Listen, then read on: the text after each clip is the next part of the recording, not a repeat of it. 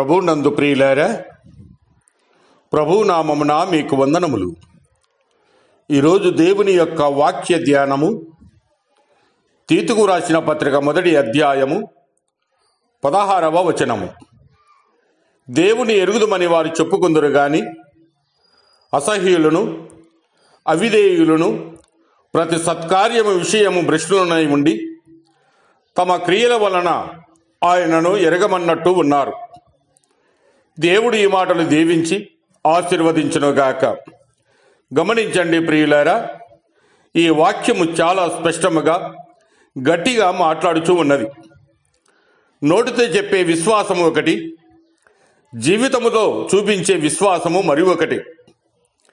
దేవుని ఎరుగుదమని చెప్పుకుంటూ మన క్రియలతో ఆయనను ఎరగనట్టుగా జీవించడమే. ఇదే విశ్వాసులలో కనిపించే అత్యంత ప్రమాదకరమైన పాపం. సేవలో ఉండడం మాత్రమే ఆత్మీయ స్థితికి ప్రమాణము కాదు. చాలాసార్లు ఆత్మీయ హీన వృత్తి, ఆత్మీయ నీచ పరిస్థితి లేదా ఆత్మీయ వెట్టి పని సేవా రూపంలోనే దాగి ఉంటుంది. బయట పనులు జరుగుతాయి, కానీ లోపల జీవము ఉండదు. క్రైస్తవులలో సర్వసాధారణంగా కనిపించే మరి ఒక పెద్ద పాపం ఏమిటి అంటే పరిచర్యలో తాజాదనము లేకపోవడమే. అందుకే అభివృద్ధి లేదు, ఆత్మీయ ఎదుగుదల లేదు, ఉత్సాహము లేదు, ఆనందము లేదు. సేవ ఒక బాధ్యతగా మారుతుంది, కానీ ఒక ఆనందకరమైన పిలుపుగా ఉండదు. ఇంకా కొంతమందిలో అతిశయము, ఆధిక్యము నెమ్మదిగా ప్రవేశిస్తాయి. సేవ మొదట క్రీస్తు కోసం మొదలై తరువాత పేరు, ప్రాచుర్యము, గౌరవము కోసము మారుతుంది. అప్పుడు ప్రభు అయిన యేసు క్రీస్తు వారు మన మధ్యలో ఉండడు, మనమే కేంద్రముగా మారుతాం. ఇది అంతా కలిసి తీతు చెప్పినట్లుగా ప్రతి సత్కార్యం విషయంలో భ్రష్టులై ఉండే స్థితికి మనలను తీసుకెళుతుంది. మాటలు బాగా ఉంటాయి కానీ, బోధలు వినిపిస్తాయి కానీ జీవితము మాత్రము సాక్ష్యము ఇవ్వదు.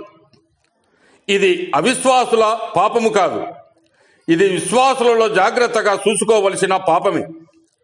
ఎందుకంటే ఇది బయటికి స్పష్టంగా కనిపించదు, లోపలే కుళ్ళుతుంది. ప్రియులారా, మన సేవను మరోసారి నిజాయితీగా పరిశీలించుకుందాం. నేను చేస్తున్నది జీవముతోనా లేదా అలవాటుగానా?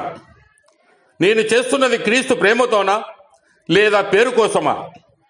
ఆలోచించండి ప్రియులారా. ప్రభువును మళ్ళీ హృదయ కేంద్రంలో ఉంచుకుందాం.